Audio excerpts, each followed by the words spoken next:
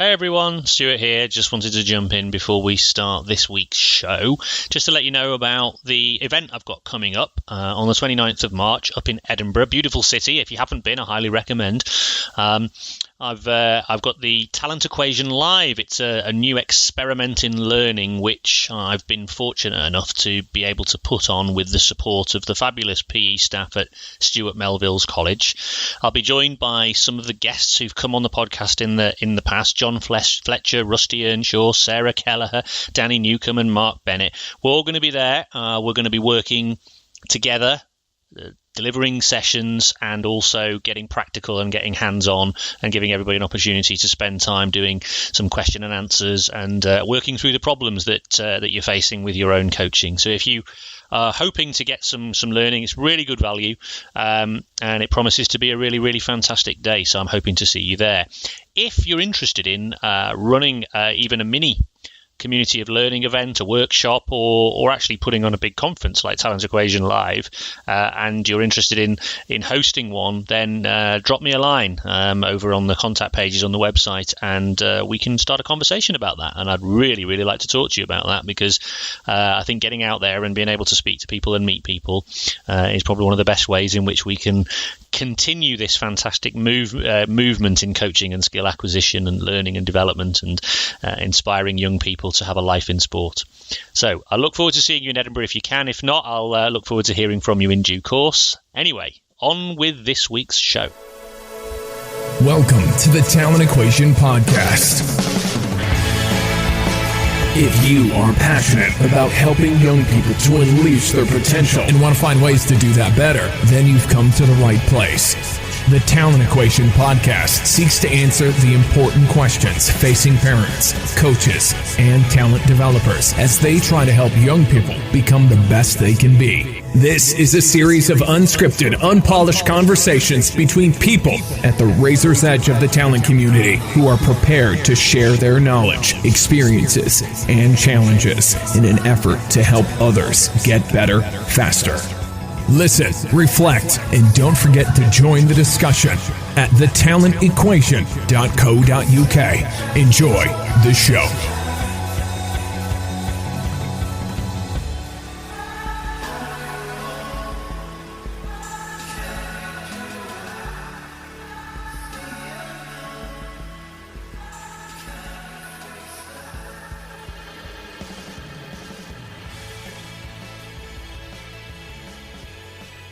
So, it's been a busy season for you, Shawn. Welcome back to the Talent Equation. Stu, my friend, I couldn't be happier to be here. You're right. It has been a busy season, but we're back to the drawing board, and it's always an exciting time to do exactly that. I'm excited to talk to you about some of the things that we went through over the course of this previous season, as well as maybe some of the things that we have as we head forward as well. So, just a couple of bits and pieces just to kind of flick us back there. For those of you who are coming late to the podcast, Shawn Myszka is a good friend of the podcast, been on a couple of times, once on his own, and then once in a really great kind of reflective chat with Ed Collin after you both had run your respective movement conferences, and then we'd done the link up and all that sort of stuff. So I highly recommend going back to look at those episodes or listen to those episodes. And I just thought it was a really good time. You've come to the end of your season with working with a range of guys from the NFL.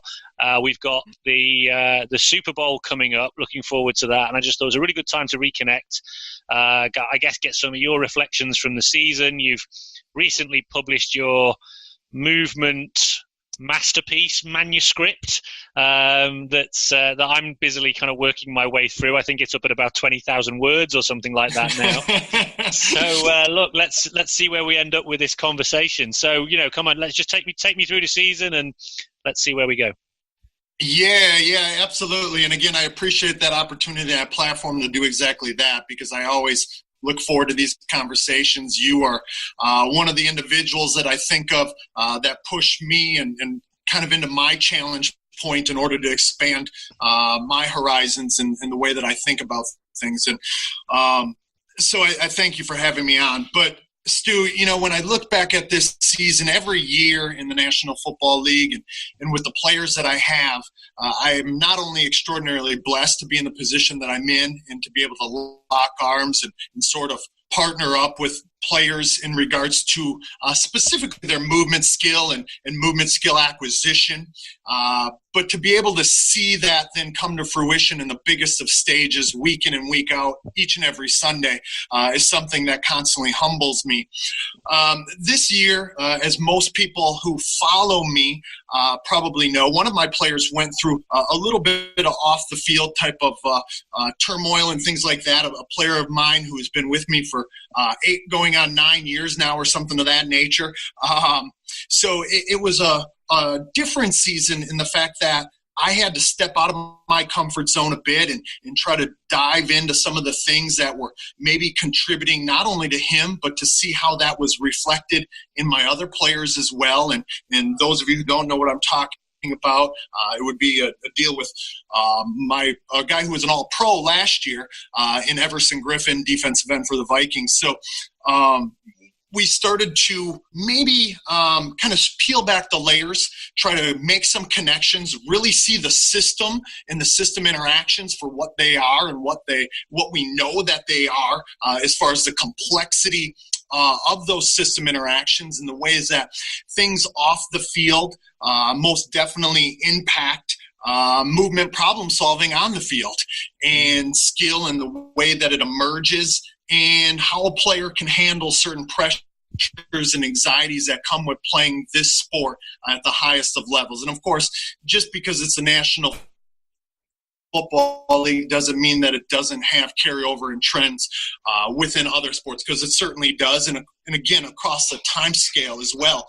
So due to this sort of experience, we're grateful for it, because I started to have to make a certain level of accountability for myself to try and understand what I could have maybe be done leading up to it, what I can do heading forward to help support him further, what I have to look for, and what I have to attempt to be off the field for my players, not limiting myself to just a movement skill acquisition coach or this person who's there just for their on-field performance advising, but knowing how every little piece of the system really coalesces and integrates and intertwines to impact their overall performance. So, that's probably a good enough place to start, just simply because it was something that consumed most of my season. It was something that came up in the second to the third week of the season, and he didn't play then for a 5-week period of time. And then we still had to come back, and he was expected to come back and perform at a high level again, at a Pro Bowl type of level or an All-Pro type of level. And that was something that we were kind of constantly juggling. But it made me much more cognizant of maybe some of those things that are going on in players' life off the field, even though I've always prided myself on being that guy who steps into them and into their lives in a way that can have a personal and authentic touch. I have to look for ways to do that more if I ever want to see our work from the practice field actually show itself in the high pressure-filled, chaotic environment that is the National Football League. So though I still have a lot of thoughts from this season, that's probably a good place to start, and I'll let you interject if there's anything that comes to mind there. It's fascinating what you say. I mean, I hear this systems word a lot, and I think when people think of the word systems, I think they tend to think about structure, order, linearity, but you're, I think, more talking about, what they, in the nonlinear world, they talk about where humans are complex adaptive systems, and what you've been experiencing there, I don't expect you to go into enormous detail here, because obviously there are people involved and you've got to be respectful of them. But in terms of those reflections, what's fascinating is that, and I think this is a huge thing, is there's a very, very good friend of mine, probably mentor of mine, I would say, not been on the podcast yet. That's just a feature of his busyness, right? But he works with an awful lot of professional athletes like you. He doesn't work on the movement skill side. He works on the mental skill side. Yeah. And he's worked with very, very high-profile players, international standard, etc., mostly in soccer. And he one of the things he's had them, at least one or two of them, say to him is, the football is the easy bit. It's the everything else that I've never got any tools or skills to deal with. And that is the bit that's affecting my performance perhaps more than I fully appreciated. And I guess that's what you're talking about here. Is that right? Yeah, I think that's accurate. I think that's correct. And I think sometimes, especially in my role, because I get so infatuated with trying to understand sport, movement, behavior in the sport, on the field, I sometimes maybe don't respect the systems and the component parts of that system beyond the human movement system itself, and think about some of the other aspects that maybe I was forced to this season, the things that were happening off the field that were impacting what we were seeing on the field. And for me, like you said, it's not a linear thing. It's a non-linear, complex, adaptive system. We know that, and I can respect that. I have for many years, obviously, on the field when the individual has to solve the problem that's in front of them. But how they go about solving that problem that's in front of them, that true dexterity extends beyond the field itself. And I think that's really what we're talking about here, and that's what you're indicating as well, that many of these professional athletes don't have a lot of tools in the toolbox in that way. They're hyper-adaptable human beings on the field or on the pitch or on the track or wherever it is that they play their sport.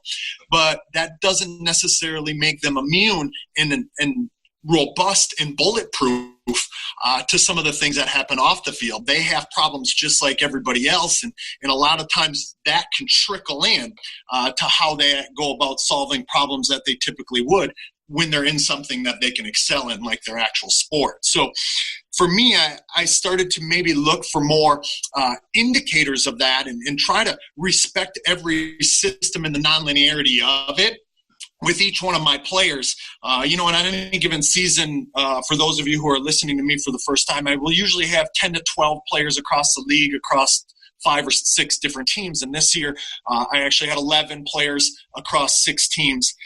And so to make those connections when you're not there with them, it forces you to sort of, again, try to get in the system's shoes or in the system's perception, intentions, and actions, not only on the field, but really try to get into what's happening in their lives. Some of these players are young, they're 22, 23 years old, have millions of dollars thrown at them, and people are handling aspects of their life and they're not truly handling it for the right reasons. And I think that makes it even much more of an uphill battle for these players because they're already trying to juggle a lot in the extra pressures and anxieties that come with playing in the National Football League. And, that ends up being another observation this year, like you said, as far as my end of the year sort of movement recap that I do on Football Beyond the Stats on my blog site. One of the trends that actually stuck out to me was the number of young players that were excelling and solving problems at a high level that we typically wouldn't see. This year I put 3 rookies on my all-movement team, and there had only ever been 1 rookie on my all-movement team in the previous 5 years. In fact, a rookie was named my mover of the year this year in Saquon Barkley of the New York Giants, rookie out of Penn State, the second pick in the draft. And that's an interesting case study for me for each one of those rookies to try and understand, because the differences in college football movement problems and NFL football movement problems are vastly different just because of the level of complexity that goes into it, both tactically and technically. The perceptual and cognitive demands that are required at the National Football League level are considerably different. Guys are obviously bigger, faster, stronger. Angles and gaps and things that happened before or that were open before, affordances that were there before, are no longer there. And to see these young players excelling ends up being a really intriguing case study, I think, for those in ecological dynamics or then those who just study sport movement behavior as a whole. So I've been, I think it was maybe at your prompting, saw Saquon Barkley and then kind of had a look at his college highlight reel of each game was a highlight reel, and then followed him in the draft. Saw he went to the Giants, and then has just been keeping an eye on him. I'm a long beleaguered Jets fan, so of course watching the Giants is difficult. But I'm also so I have an AFC team and an NFC team. My NFC team's the Eagles, so we're flying high, but obviously the Jets have been long suffering. But anyway, I've been watching him at the Giants and watching his career with interest. Saw that you'd had him as movement of the year.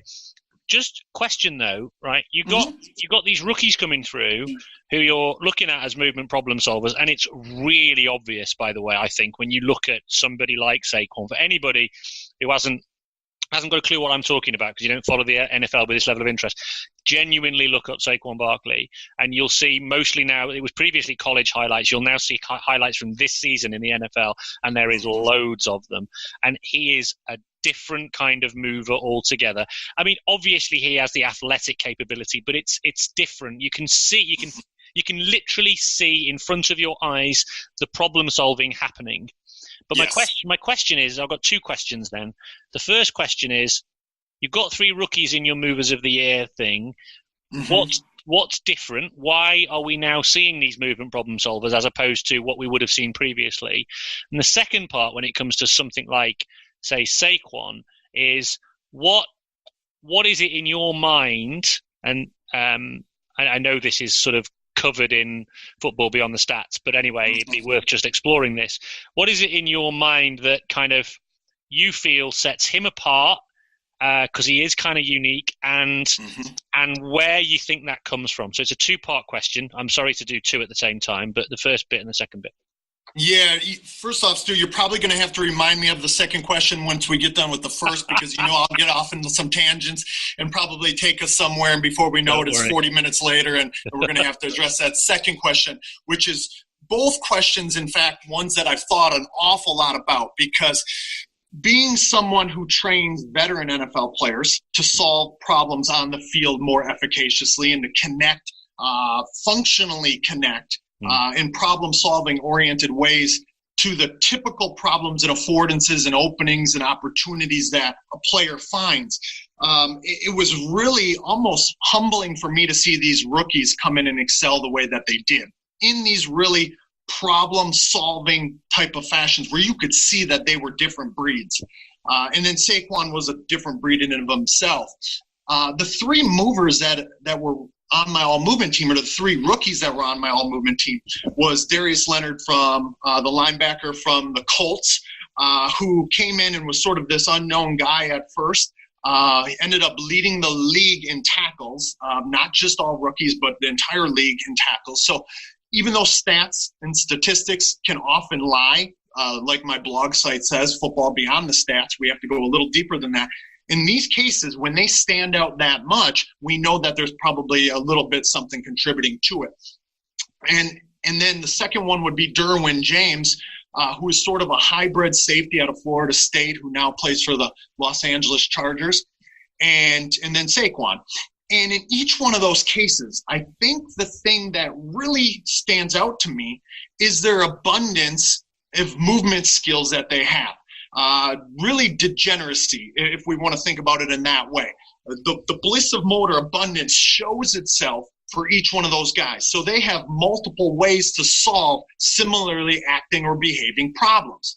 And I think the thing that's different there is, in this day and age of college football, when you have a guy who's more talented for whatever reason, maybe we can call them more skillful, like a Saquon, like a Derwin James, or maybe like a Darius Leonard. These guys are typically used in college football as in ways to create major mismatches between them and the opposition. And of course, that's intuitively obvious for every sport, right? But in college football in this day and age, when you have that separation, you look for any ways to almost manufacture opportunities for these individuals who are already standing out to solve problems, because they can be the guys that carry your load on that team. And I think that's what made each one of these respective individuals so more adequately prepared to solve those problems in really diverse fashions. We saw Derwin James, even though he's drafted as a safety, being used all over the defensive formation.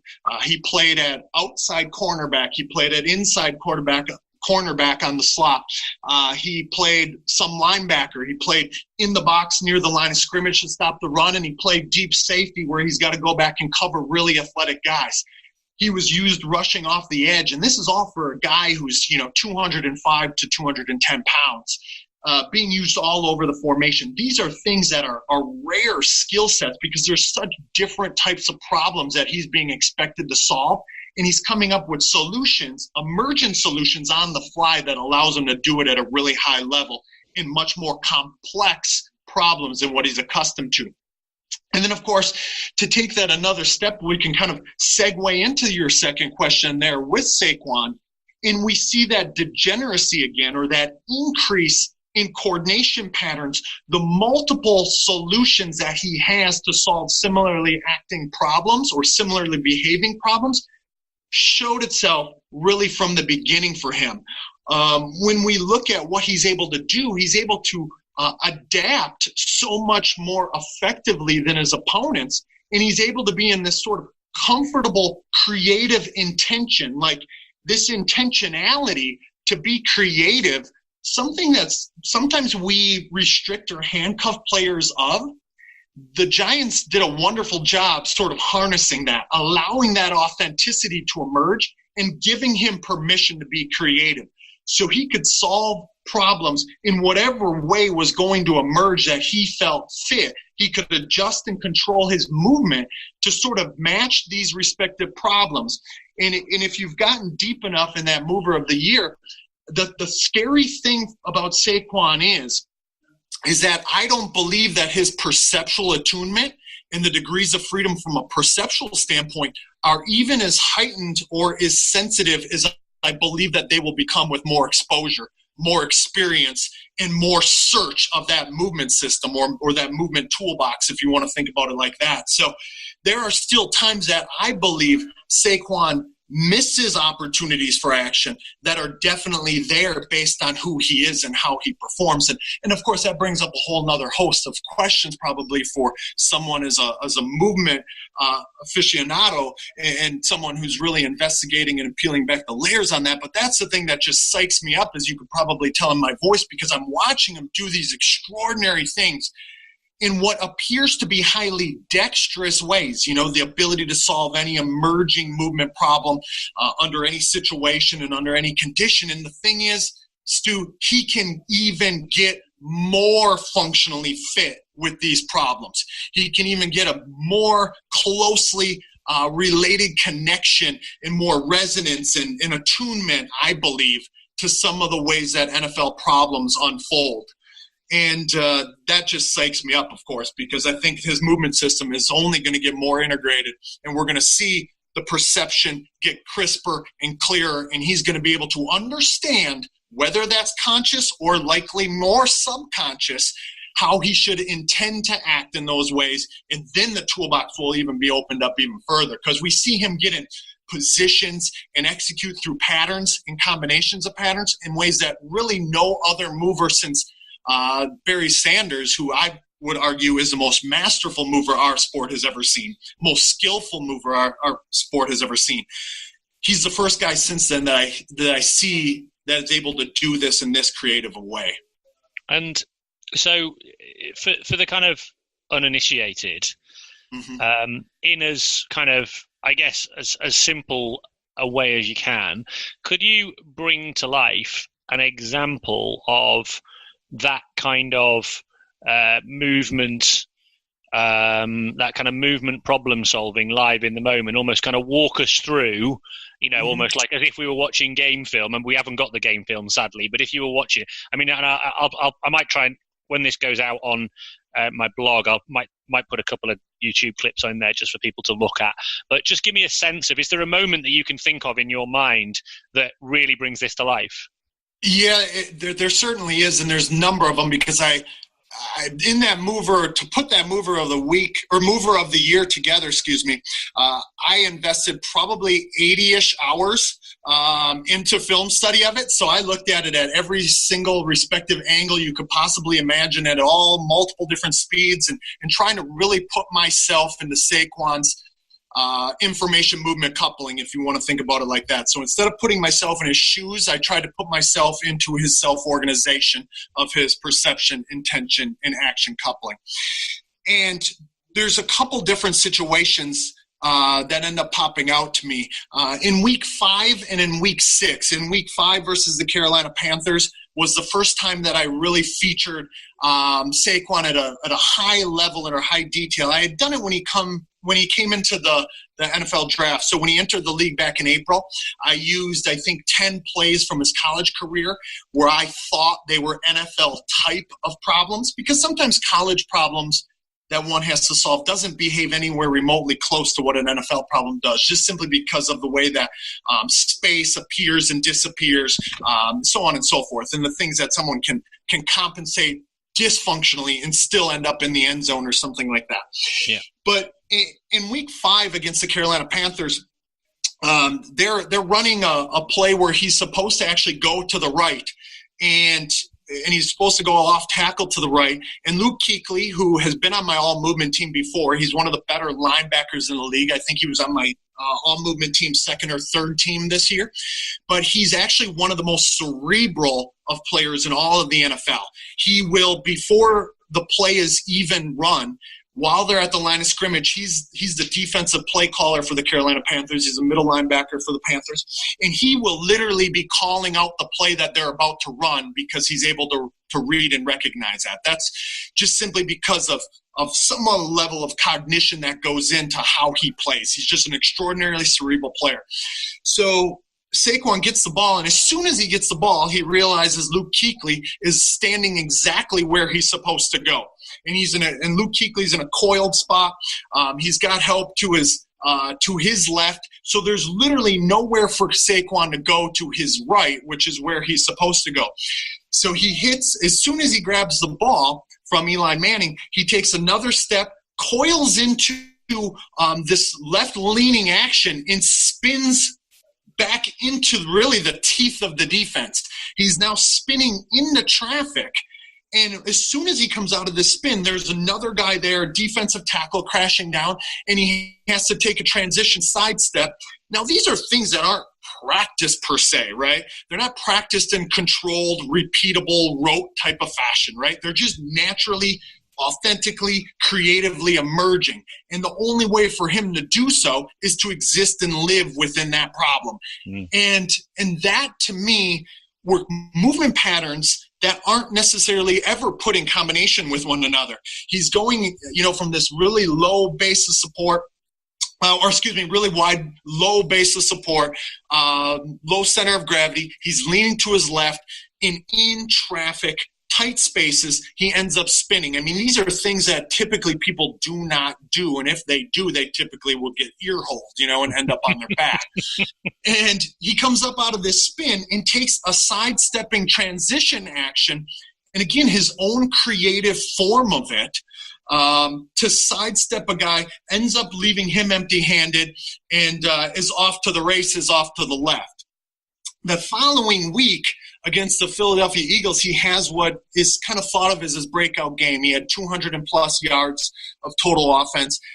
I couldn't even narrow down to one play in that week. And in fact, I broke down 3 plays because it was that good of performance on that given week. And in there, he has what is maybe the most extraordinary 9-yard run you will ever see, where he is in traffic, ends up hurdling 2 different defenders, and he does so. There's one shot and one picture that I've been sharing across Twitter that I have as sort of like the highlight feature shot for the all movement team, where he's in the midst of a hurdle. He's got his legs out to the side, so it's not a traditional track style hurdle. It's a hurdle that's novel and creative in comparison to anything else he's ever really been in or found himself in. He's clearing Malcolm Jenkins, who's one of the top safeties in the league. He's got his body at an angle, both feet to his side, as he's sort of like clearing a fence, if you want to think about it in that way. And he's attuned at this moment. So even though I've already criticized his attunement a bit at this point, he's attuned to the next performer coming while he's in midair of solving this respective problem. So he can actually go from a really dynamic, really athletic, really novel movement solution to this problem, this safety going low. And he lands, hits the ground, and he goes into a power solution where he ends up running into a guy and running him over. And it's like, typically scat backs aren't doing that. Now, granted, Saquon's no scat back. He's 233 pounds. But he behaves in that fashion, in this overly agile way, to where he is just out there. Like I said in the blog, there's really no other explanation for it than when I watch it, it just looks like there's no disconnect between the problem that emerges and the solution that emerges. And the problem and the solution become one dynamic interacting system, and you can see it plain as day. And it's just like he's just out there almost playing backyard football and just allowing whatever unfolds to essentially occur. And he's not really being overly restricted with that either. So for me, those are really the plays that kind of stand out, and they start to show that movement problem solving to a T. And it's in those situations that you end up seeing why he's so different, and he's not different because he's coming up with creative solutions, because then anyone can just go create. But he's different because he has this access and he's comfortable kind of being uncomfortable in these situations, because you go from one hurdle, his foot hits, like in this Philadelphia Eagles example, he hurdles one guy in a novel way, his foot hits the ground, safety going low, he just immediately springs up into a second hurdle in a new or different fashion, and then going into a power type of solution of running a guy over. This stuff is just unheard of at this level of play. And that adaptability within adaptability sort of characterizes why he's the extraordinarily skillful and masterful mover that I believe that he is. And again, dexterity kind of being that signpost or that hallmark characteristic of that movement problem solving. Bernstein coined the phrase repetition without repetition. You've just coined one, adaptability within adaptability. I'm loving that. It's funny that you say that, because I'm obviously as big of Bernstein repetition without repetition proponent as it comes. In fact, if there were 3 words that I were to use, or one phrase that I were to use to describe what I do and what I expect to do with my athletes, it's repetition without repetition, because I am trying to create or facilitate better or more effective movement problem solvers. This last year, Stu, that idea of adaptability within adaptability, with my players, we always have a theme. A few years ago, it was, comfortable being uncomfortable. And sometimes that theme takes what we do and extends it. And this last year in 2018, our theme as a collective group was actually adaptability within adaptability. And I challenged all of my players, even though we've always had the repetition without repetition idea, we've always held on to this notion that we all must become better movement problem solvers. Therefore, what emerged often was adaptability. But I wanted to take that another step further. I wanted to almost require it in everything that we do, because I believe that as soon as an NFL kickoff occurs, the NFL nature and the NFL problem landscape requires adaptability within adaptability. And to me, it might just be a play on words to some, but it's sort of unfolded then in different ways. Like, I expected more movement, creativity, and more exploration than I ever have in 2018. I was constantly changing aspects of situations and conditions much more than I was before. I required more uncertainty of my players as well. So they never knew the day before when they were training the next day. Like this entire summer, I would text them the day of and say, this is where we're at. This is what you're doing. This is what you're going to be doing. Maybe I won't even tell them what they were about to do. I would simply tell them, meet me at this place at this time. And it might not be a place that they even know. It might just be an address. And I would expect them to show up at that respective time. They wouldn't know what surface they were going to be on. Every one of my players was carrying 5 to 6 pairs of shoes, because we were rotating through footwear that much to change that footwear and surface interaction.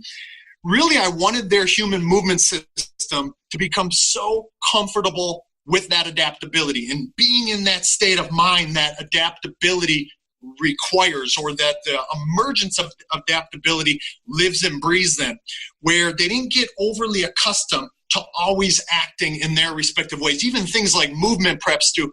Like with movement preps, players and athletes as a whole are creatures of habit. You know it, I know it, every coach under the sun knows it, right? Like they're almost really robotic with their movement preps. This year, with our movement preps, or with our warm-ups, I just use the word movement prep there. Sometimes I would give them a time limit and then all of a sudden cut it at a time that they didn't know it was going to happen, and we had to get right into the sort of our repetition without repetition, or our representative tasks. Other times I would allow it to go on for long periods of time and they would be bored. I'd be like, keep prepping. Like, we'll get there. You'll have to behave soon. And before they knew it, they were warming up for, 45 minutes. And it was all sort of by design to just get them so accustomed to no matter what the NFL threw at them. We're doing this in preparation for the Super Bowl. Player warm-ups are going to change at the Super Bowl. The reason is that the pregame is much longer than it typically would be. Halftime is longer because of the performance. TV timeouts are longer. And so if you're accustomed to behaving only in a certain way and you're not willing to kind of open up that bandwidth and exist with freedom on either end of that bandwidth, it will eat you up and spit you out. You will behave differently. Your perception, intention, and action coupling processes will be different.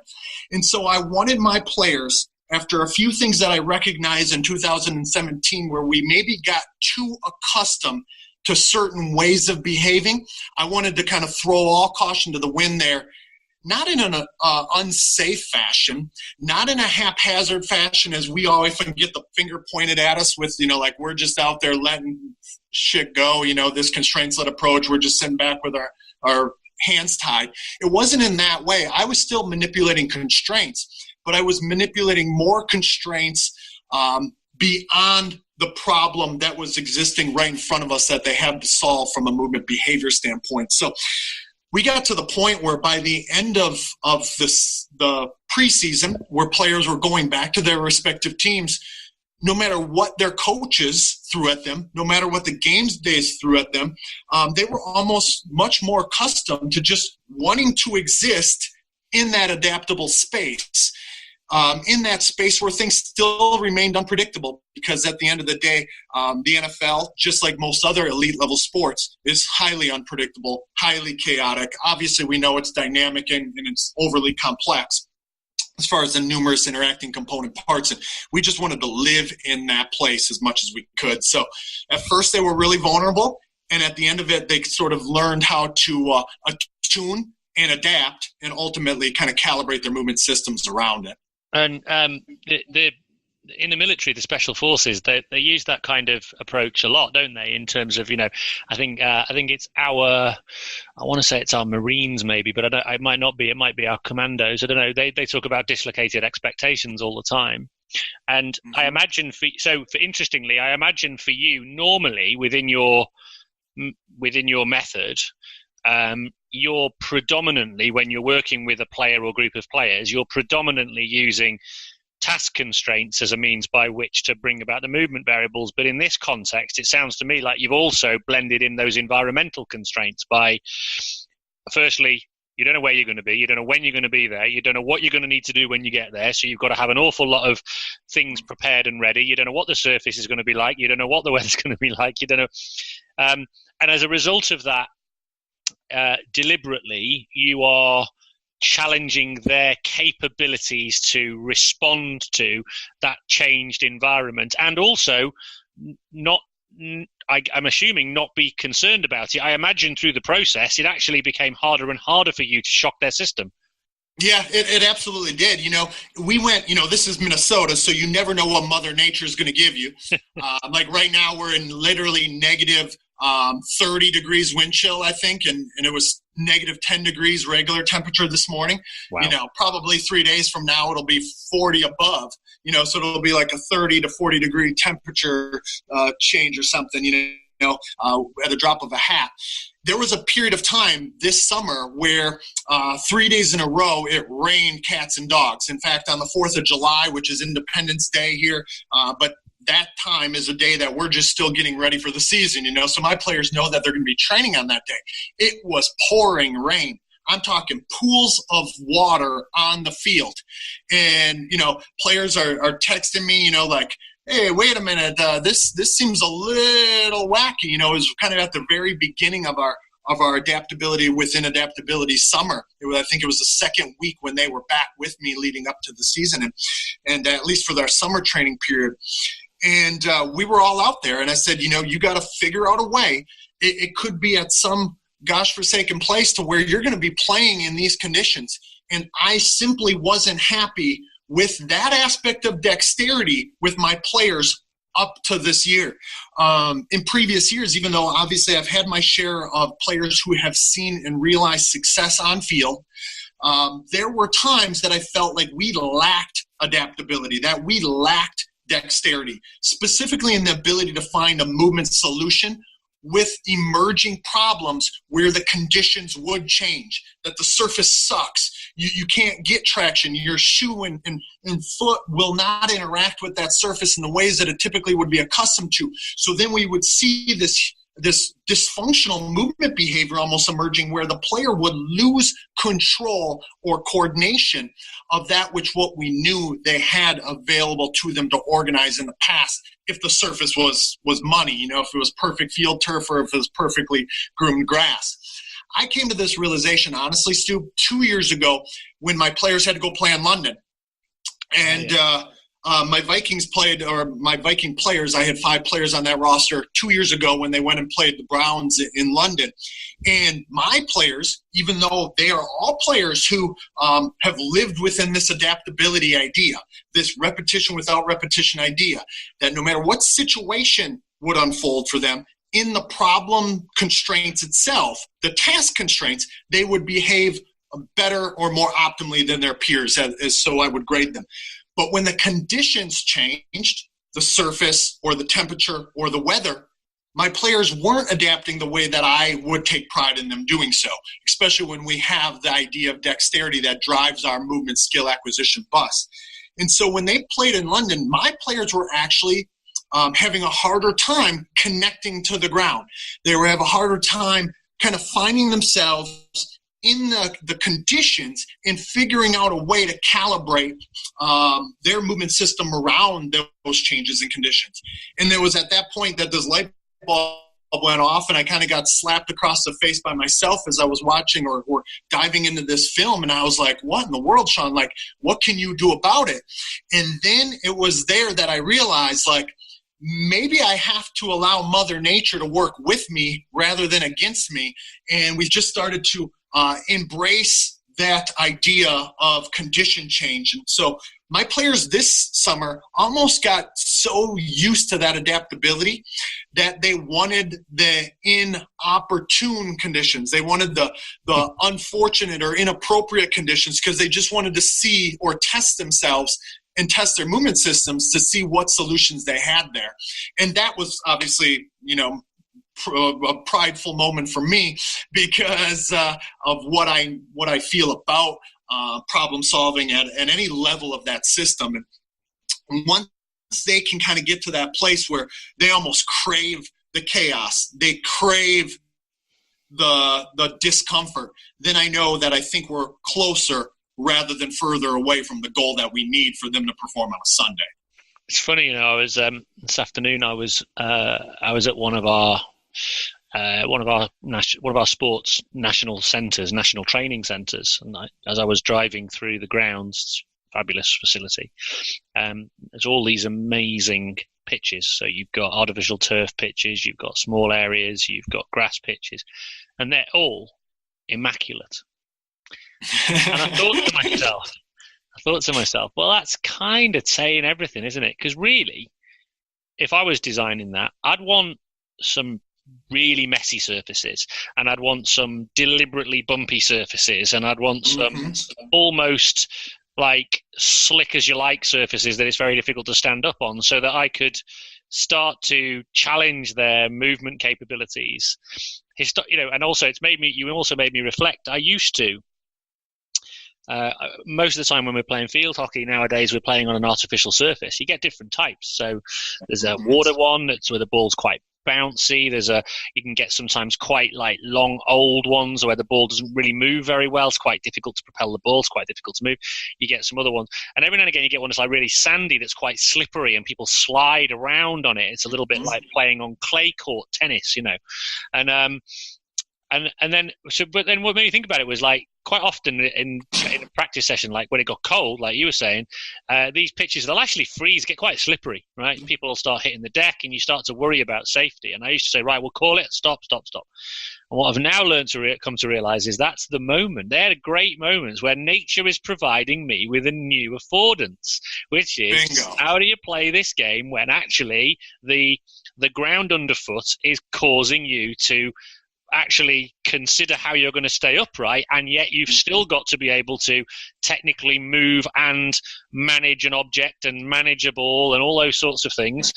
That then potentially could act as an opportunity to attune to that surface change. When you come to an equivalent surface change, which is, for example, a sandy, slippery pitch, it's not completely... I mean, don't get me wrong, it's not like the performance degradation happens enormously, but it's a subtle difference that's very hard to pick up. So, for example, players take slightly longer to control the ball, which means that they're not attuned to their teammates as much as they could be, which means it's easier for them to have space reduced, so their decision-making time reduces, and it's a knock-on cumulative effect.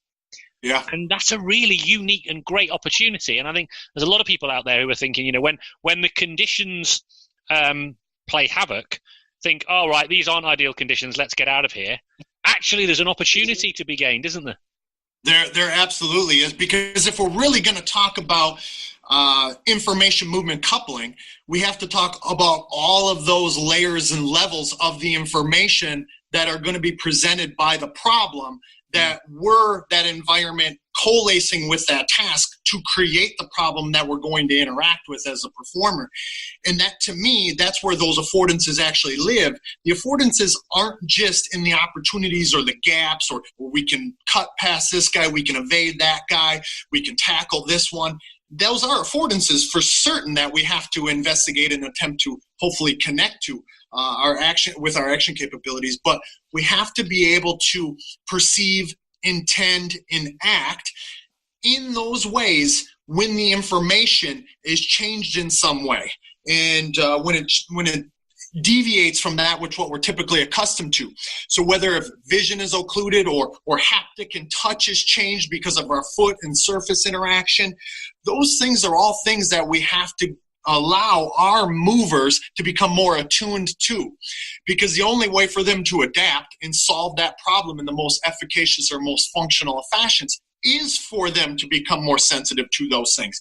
That, to me, when we talk about movement skill expertise, is really where it starts, is perceptual attunement and the sensitivity to that information. And what that information is telling us in regards to what it affords to us is really this connection between information movement coupling and where we must exist and become one with the problem. That's been one of my main kicks this year, is to really I wrote a blog about it at the beginning of the season, where I wanted to hold myself accountable to investigating the information within the problem and to really respect the problem as to being part of that dynamical system that the performer is part of. And that, to me, is a unique way to look at sport movement behavior. You and I both know one of the things that we have kindred spirits about is some of the ideas and concepts of ecological dynamics. But that, to me, is where ecological dynamics lives and breathes, because it does begin to respect the problem as this equal, mutual reciprocal type of relationship with the solver and with the solution that's going to emerge, or with the performer and the solutions that they have available to solve that problem. So we have to just expose them, at least in my opinion, to a range of affordances, the landscape of affordances more frequently. And if they don't exist there, it's highly unlikely that they're ever going to be able to truly solve the problem or find the movement solution that fits that problem if they can't explore the information of it accurately enough. I love the example that you used where they can't attune to secondary information or secondary information that may potentially turn primary really quickly. That actually is one of my knocks on Saquon. If you read through that movement, or the All Mover of the Year blog, is that one of my knocks on Saquon's attunement is he's so concerned about making guys miss and making sort of that flashy creative move in these one-on-one situations that he's not really even attuning to secondary information on what it's saying about the opponents that are in layers beyond that initial opponent in front of him. So he's missing, at least in my opinion, certain openings or opportunities to act in certain ways that will only get enhanced with more experience and more exposure and more existence connecting to those problems. So to use a chess analogy, he is able to see maybe one move ahead, but not two. Yeah. I think that's, even though, some people, we may want to hesitate in using that analogy too much because obviously it's a really cognitive-oriented task. And, even though any of those people who are going to knock us on Twitter and try to drive us towards these mental model ideas probably wouldn't have listened to this point in the podcast anyway. Yeah, let's switch off. But in any event, I think that's accurate. I think we can say that. And to me, I think, again, you have to exist in that problem. You have to search that problem for the information. You have to connect to it in your own unique and authentic way with what your affordances for action are. I think we forget that affordances for action are not only frame dependent, but they're also obviously individual dependent. They have objectivity to them, but they have subjectivity to them as well. Yeah. And that to me kind of starts to speak to that point. I would never, even if I was working with Saquon or any of my players, I never tell them how to solve problems. I just sort of probe them and help nudge them into maybe potentially searching to see if they can solve that problem in that respective way by their existence there and their connection there and their education of their attention to be there. I can kind of see why that might be the case. I mean, there's a load of things here. I'm getting into the realm of speculation a little bit, but just while I think about that, there's a logic to that to me, which is, so as Saquon has moved now into the NFL, which obviously now has a different array of perceptual information arriving. 100%. So in some respects, it's kind of forgivable, isn't it, that, and actually, in many ways, it's probably better for him at the moment to just be literally completely absorbed in the moment to moment, because then at least he's going to be kind of, he's got that kind of deeper and richer perceptual sense. The arrays are far more heightened. If he was to maybe then consider ahead, then he may not actually attune into the here and now well enough. So, and as the it's a step, it's a leap, right? I mean, one of the things right now that's interesting for me to observe, and I am not looking at it with your level of expertise, but what I am observing is not only does, going back to your point about adaptability within adaptability, so not only does he have an array of different movement solutions at his disposal, more so than anyone else, he's got an ability to take a movement solution and turn that movement solution and have an array of possible solutions within that solution. That's what makes him almost impossible to get, unless you kind of get lucky. It feels to me like he kind of runs into people by accident. It feels to me like that's what's going on there. Or maybe I'm overthinking it. No, I don't think you're overthinking it at all. And of course, I've used this case study because it's such a fascinating one for topics and concepts and principles that we live and breathe with each day in regards to this information movement coupling. That's why he becomes such an interesting, fascinating case study for me. There's some things obviously there that you said. I don't think you're overthinking it. And I think that speculation is sort of putting ourselves out there to be one with his human movement system in those problems is really the way to encapsulate maybe how we have to analyze or assess it. I think there's a number of different components there that we also have to acknowledge.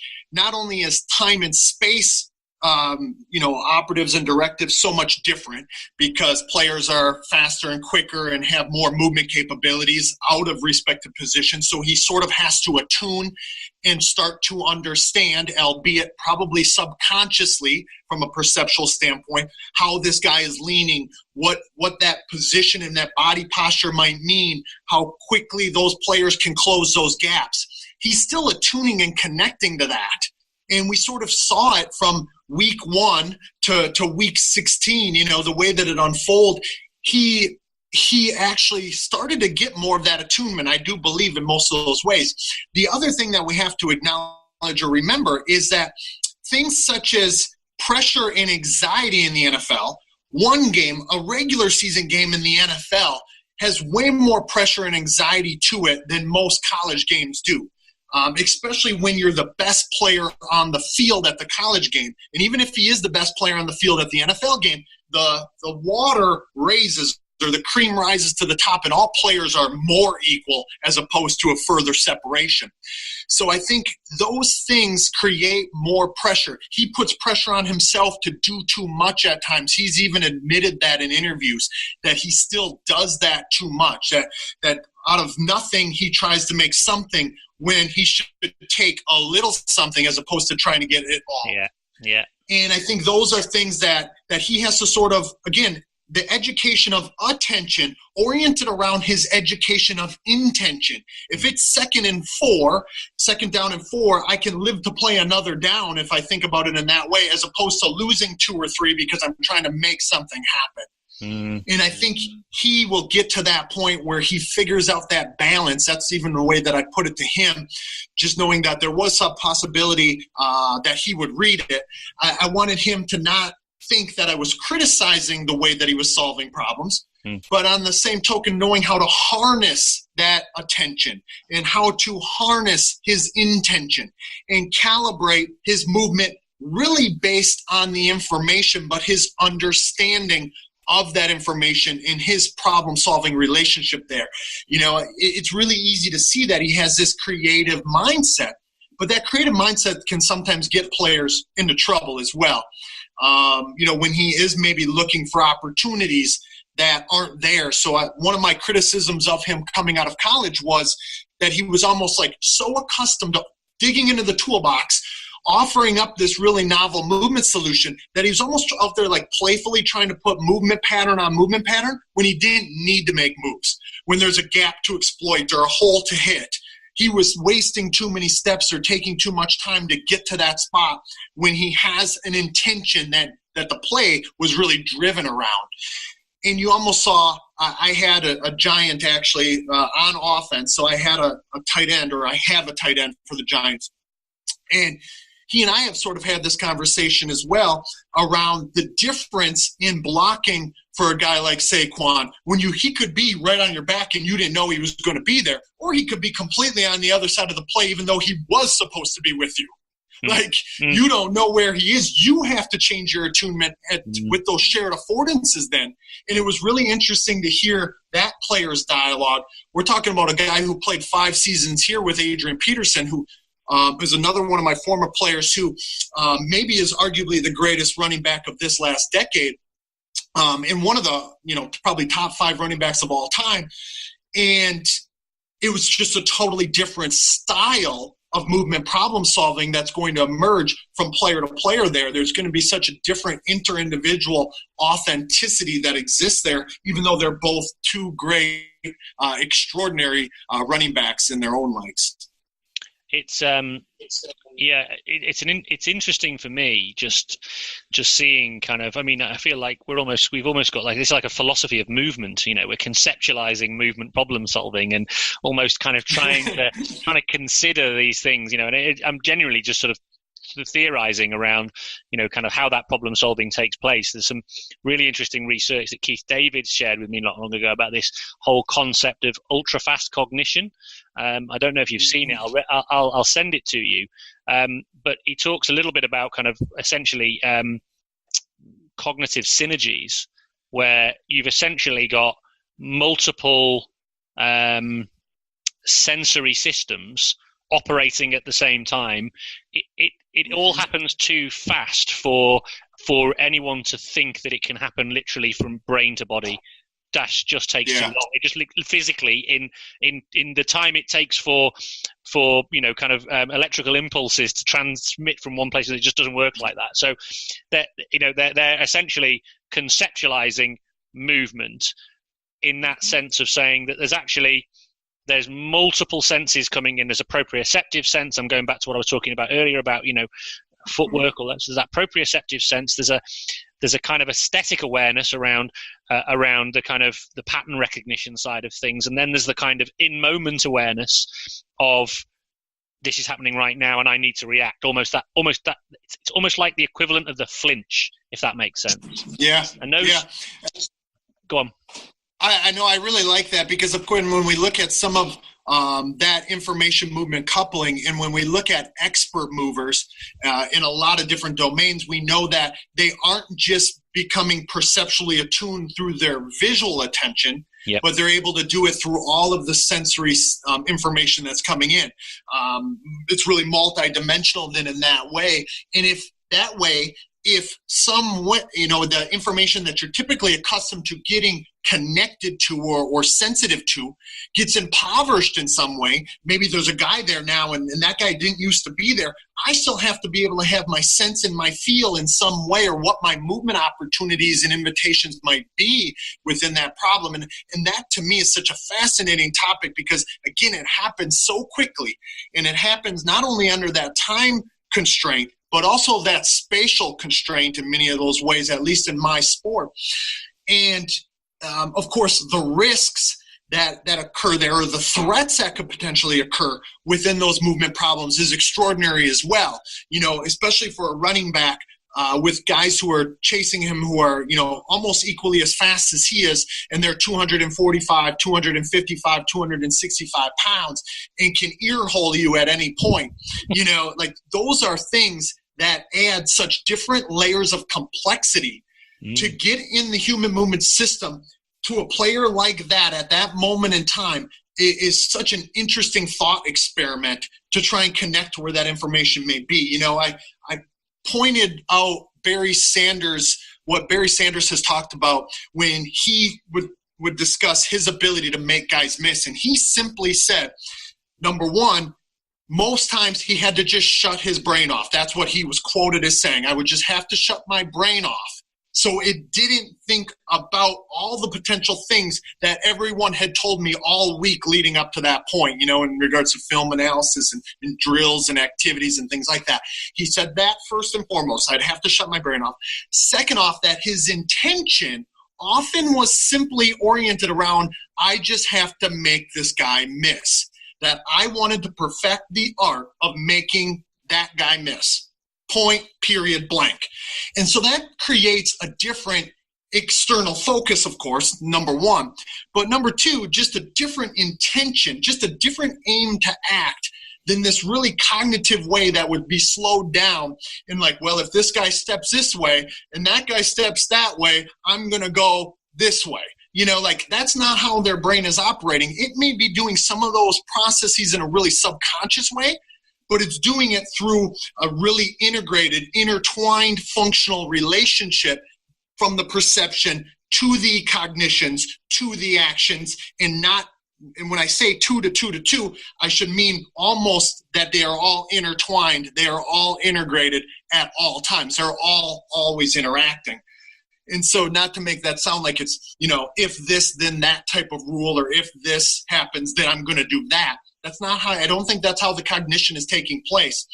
In fact, I think that it's more just so emergent that it's all oriented around self-organizing in this functional way to solve that respective problem. And maybe that intention is simply, I got to get past that guy. I got to make this guy miss. I got to end up at the first down marker, whatever it might be.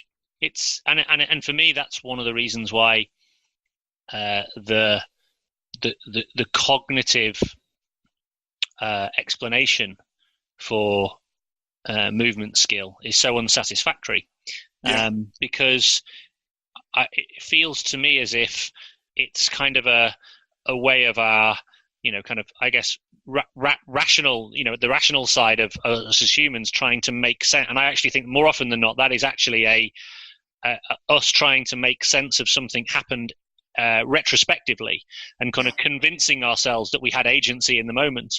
Whereas in reality, this perceptual attunement that you're talking about on multiple dimensions needs to be something that is trained, in my view, or when I say trained, it needs to be something that is developed in the moment. Yeah. And that's where, for me, that you mentioned earlier about nudging or drawing attention to particular areas. So for me, the concept of the way, say, for example, a feedback process might take place is, feedback's a little bit of an unsatisfactory word, but that's why for me the feedback needs to come from the participant to me around what they're sensing and experiencing, because that might give me some clues as to where they're placing their attention. Yeah. And from that, I can then hopefully shape the clue or the nudge or the or the constraint that might draw their attention, to see whether that might change their perception.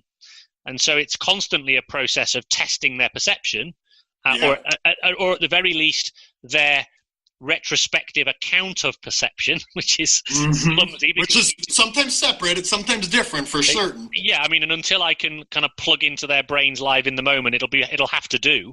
But and then we start to build a shared language around that, and we start to have a kind of a second understanding of these sensations and all those sorts of things. But initially taking this retrospective account of sensation, or at the very least agreeing to attend to a certain perception or sensation, and then comparing notes on that perception. And I often can't compare what they sensed or felt or heard or whatever. All I can do is try and say, well, from what I can see, what you're sensing in terms of your intention in action seems to correlate. Or I can say, from what I can see from your intention in action and what you're saying, there seems to be a potential mismatch. Let's explore somewhere else. Yeah, well, and then that's why the mover of the year analysis, or any of my movement analysis, because I do the same thing for each one of my respective players, because I really try to aim to get within their perception, intention, and action processes, right? I try to get within their human movement system as much as I possibly can. I used to ask these sort of guided discovery learning type of questions, such as what did you feel there, or what did you see there? I now have started to give them this idea, this umbrella idea, that the movement problem is always talking to you. And so I asked my player, what did it say? And it's not it's not literally what did it say to you, what did you hear? But really what I'm getting at there is, what are you connecting to right now? Perceptually, from a sensory system standpoint, what are you able to connect to? What is it saying to you? And it's really interesting and intriguing to hear those players kind of give me that respective feedback and that dialogue around what they can cognitively connect to, whether it's proprioceptive and kinesthetic information, whether it's haptic and touch information, or whether it's something they're visually and literally seeing. All of those layers and those dimensions of the sensory perceptual system and the attunement to that information, I can start to help them connect to it because I understand what the problem is saying to them. So that's sort of like this catchphrase that we developed over this last year as well. Maybe one of the most powerful tools that I have, because I can say that or convey that idea to players relatively easy. Like this problem, no matter what problem it is, no matter how complex or how many layers or what situation it presents or what conditions you're performing it in, this problem is always talking to you. It's always saying something, but what it's saying to you may be very different than what it's saying to me. That's brilliant. I mean, I ask a similar do ask a similar question, but I think that's a much better one. It's a much, much better one. So I've asked in the past a couple of questions. So, for example, I might say, what is the game asking of you? So it's almost trying to say, what are the kind of clues? What are the clues that the game is asking? Because I've designed the game in a certain way. Can you begin to tune into what the game is asking of you? The other one I would say is just genuinely is kind of like, what do you notice? And that's a deliberate thing with a group of young people, because they're not always that able to articulate as well as say an adult might be. So therefore, I'm only interested in and the only way that they can answer that question wrongly is by not noticing anything. I'm trying to invite them to give me information, and I definitely don't want to load it. It does not want to be loaded that there may or may not be a right answer to this. I definitely don't want them to playing the coach guessing game. Coach has the right answer in his brain, and you just got to try and work out what that is. Don't want that. Just literally want to invite them, create a space for them to share with me sensations or information.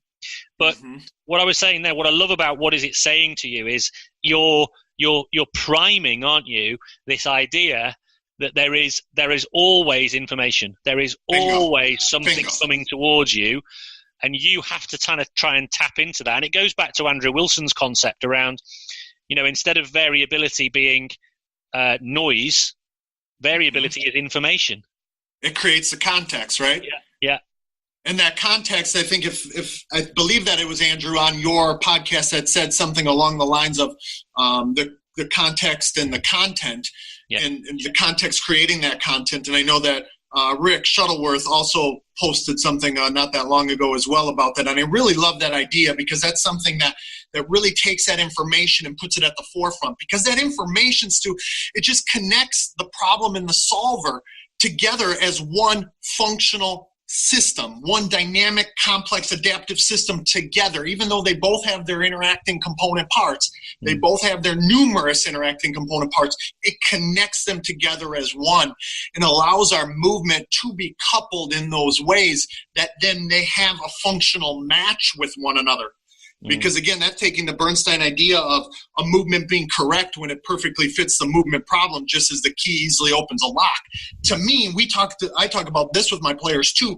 When you figure out what the movement problem is saying to you, you start to determine where that player's locks are. Not that every movement problem has a lock, but a movement problem has several locks, affordances, opportunities, and invitations, and it's up to us to get in the player's human movement system to determine what locks they have a key to.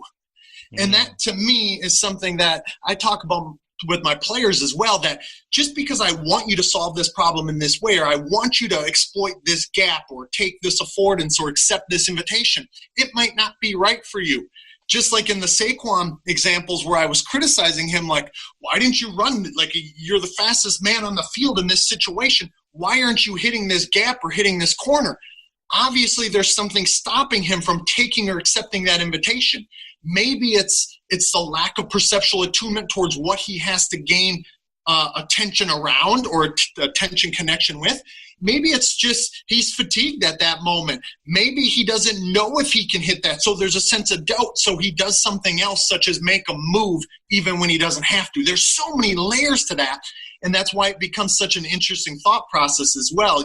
Even though we sometimes have to speculate, sometimes they're missing some connection to information, or they can't cognitively, retrospectively go back to it. We have to keep putting ourselves and probing what their movement system is going through as they're being faced with that respective problem. And at the core or heart of that problem exists the information. And at the core or heart of that, of course, exists the affordances that stand within that information for that problem solver to understand that problem for him or her. I like the analogy. I like the locks. That's smart. I like the idea that there are multiple locks that each movement problem has. I like the idea as well that and that for me is a really essential thing, because to then, if you it kind of, I mean, I guess we're not doing this deliberately, but it really pokes fun at the conception that I want you to learn. Here's a key. Just practice putting this key in this lock and turning it, and if you do it enough times, you'll become a brilliant lock opener.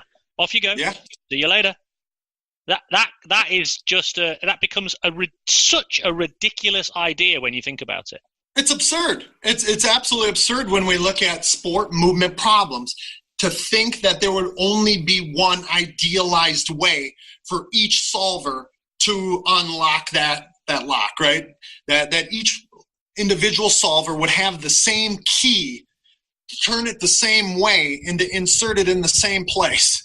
I mean, if you use that analogy, to me, it just disrespects completely the complex system that we know, or the complex systems that we know interact within sport. Even if, right, let's just imagine there was a scenario, right, and I can conceive of it, but let's imagine there is a sports concept, right, where there is a single way to do something, right? There is the perfect single way to do something, and only if you do it that perfect single way will you achieve whatever it is your intention is trying to do. But even within that, how a human being would arrive at that single perfect action is multivariant. So okay, there might be one lock, one key, but the individual is going to hold the key in different hands, or this is where the analogy breaks down. But they're going to turn it in different ways. They're going to find different ways to, whatever it means. They're going to arrive at it, and you've got to at least allow that. So to not even be cognizant of the fact that a human being might arrive at a movement solution in a range of different ways, and that has to be individual to them. It can't be pure and simple robot, I'm going to perform the action, because that's what Dave Snowden would describe as a robust thing, and robust things are brittle and fragile and break, and particularly under the contextual demands of, say, pressure, will break. So you want a resilient movement solution, and to get a resilient movement solution, a complex system will need guidance towards finding the ideal mechanism for them to achieve that movement solution. So and even individual variability there, that inter-individual authenticity there is such a fascinating idea of that. So even if we figured out this lock and key mechanism of that respective sport movement problem, I think it was Dominic Orth and colleagues who last year, a year ago, put out the movement creativity or motor creativity paper, where they actually used the Fosbury flop, the high jump technique, as their example. And I thought that was just a great paper to illustrate exactly what we're talking about right now as well. Originally, the Fosbury flop was a creation of one individual based on these constraints coalescing. But no matter who came after him, even those individuals who still performed the Fosbury flop, the amount of movement bandwidth at any one of those respective levels of the human movement system, perceptual, cognitive, and then action, those processes are still going to be organized in their own unique way, their own mechanism towards getting there. Even if the output on the surface looks similar, or the technical kinematic structure looks similar, it's still a different movement solution. Well, I could talk to you all night long, Shawn, but I have literally just heard my wife and little daughter come through the door. So I know that my time is limited. Couple of things I would be remiss not to talk about. So, Movement Skill Conference 2, The Revenge, that's coming up. Yeah, it is. May 16th, 17th through 18th here in America, again in St. Paul, Minnesota. I think in 2020 we're going to end up moving locations, but I won't let the cat out of the bag there as far as where we're going to go. But this year we're going to go down some uncharted territory, so I won't spend too much time diving into that, because I know that I have quite a bit on on social media and whatnot. Mm-hmm. But we're actually, our idea this year, whereas last year, as you know, it was mostly oriented around using the lens of ecological dynamics to study and enhance movement behavior. This year, we're going to maybe start some debates and try to exist in the middle between some of the traditionally held theoretical perspectives, those long withstanding ideas of generalized motor program and schema and deliberate practice and repetition after repetition. We're going to allow those people to come into our space, and then we're going to keep having our people who are over on the other side of the fence or coin, and we're going to try to meet in the middle, and we're going to try, notice I keep using that word try because this is obviously much easier said than done, to exist in that space where we attempt to reflect on the similarities that drive us, the passions, the energies, the desire to understand sport movement behavior and to advance our athletes. And then also hopefully respectfully discuss and explore some debates in a public space. And hopefully we create a space and a safe environment and space to do exactly that. So we're going to try to meet in the middle for the sake of movement skill and get some cohesion and convergence, even if it ends up being a complete disaster, which anything that I ever do often has the opportunity to do. Well, so we'll see. The good thing about all that is I think kind of kudos for going in that direction. And I think the great thing about that is that there will be no possibility of failure, even if there is a breakdown of communication, because at the very least, you'll have found that actually there is no middle, there is no concordance. And if our respective political systems and our respective countries are anything to go by, there is no middle, there is only polarization. But I admire you for trying. I mean, I have recently been involved in some social media-based skirmishes where I myself have even said, there is no middle, I'm right, you need to come over to me, which is probably not a good thing to do, but hey, there we go. But I love you for it, my friend. I'm usually right there with you. And in fact, I'm going to have to, there's a reason why I'm not formally presenting at the conference this year. I'm, sending out the forces and the armies to do exactly that. So I can hopefully exist in the middle as much as I can, even though I'm probably going to, at the end of the day, go over it on my side, my side of the bridge and exist with the homies, that I know that stand for the same things that I stand for. But I'm hoping that at bare minimum, we're able to sort of harness the collective group's passion and advance the field in one way, shape, or form. Maybe, like you said, we will come to the conclusion that there is no middle ground. Or hopefully we're going to be able to take a little bit from other people. I keep teasing, many people in this space and saying that I'm going to have to do my best Mr. Rogers neighborhood impersonation, and love thy neighbor as much as I can. And I'm already trying to psych myself up here, and even though I have 4.5 months left to do so. Well, I'm desperate to come, and I'm going to try and see if I can make it work. But it sounds to me like maybe you don't need another agitator in the room. Dude, I can always use you,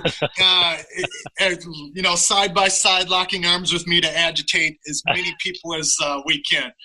That's what the movement takeover is about, right? Yeah. Allowing everyone to have a voice, regardless of what the agitation level might be that insinuate. But in many ways, in all seriousness, actually, the scientific method, if we are going to live by it, we're going to put our ideas out there to be scrutinized by others, and we can have a respectful but robust dialogue and discussion about whether our ideas, are able to withstand that kind of peer criticism. And we may find there are some questions or some things that we can't actually answer. We haven't got answerable, which would then give us additional lines of inquiry, which is, again, in itself is a valuable process. Well, and I think you're definitely onto something there because, that's the biggest thing. To me, I start every presentation that I offer with the Bruce Lee quote of absorb what is useful, discard what is not, and add what is uniquely your own. As we put those thoughts and ideas out, those things that we hold near and dear to our heart, but we might not have evidence for yet, we can figure out where those holes exist, and we can poke those holes ourselves a little bit more, probe them a little bit more after someone else may expose them for us. And I think that's a valuable lesson in and of itself. I think it will only beef up our thought processes around it and what has to happen next for our collective understanding to go closer to the truth that we all desire for it to have. Awesome. At Movement Miyagi is the Twitter. Where do they find you on the web? They can find me at, anyone can email me. I'm always willing to chat and talk. Shawn, SHAWN, at optimizemovement.com.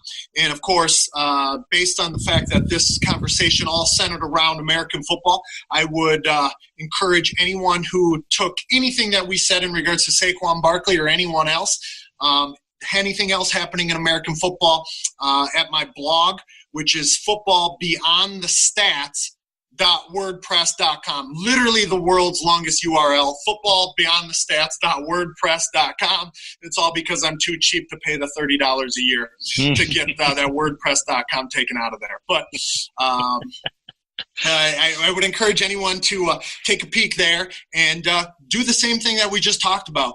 Kind of put themselves in that performer's shoes, the performer as I put myself there as well, to explore the information, explore the affordances, and just really kind of take this full, wholehearted plunge into studying problems and solutions as they interact and connect, because that's where I believe that we need to go with sport movement behavior, whether it's in regards to motor control or whether it's in regards to skill acquisition. I think that's really where we need to be driving towards. Well, I very much appreciate you taking the time to share your thoughts and experiences. And as people will listen, this man is a endless source of information, constantly challenging himself, thinking through these problems, very much adapting on the fly, learning these different things, and prepared to put it out there and spend the time to put it out there and share it with other people completely for free. It's an absolutely mind-blowing resource of information, mate. You do some amazing stuff. I really do hope. And if I can make it work, I will definitely try and come out there and do some guerrilla agitation.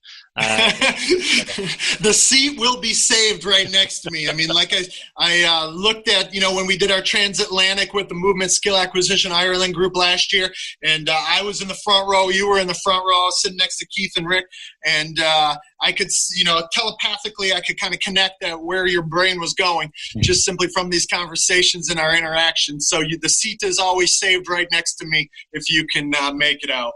Cool. All right. Thanks very much. You got it, my friend. Thank you.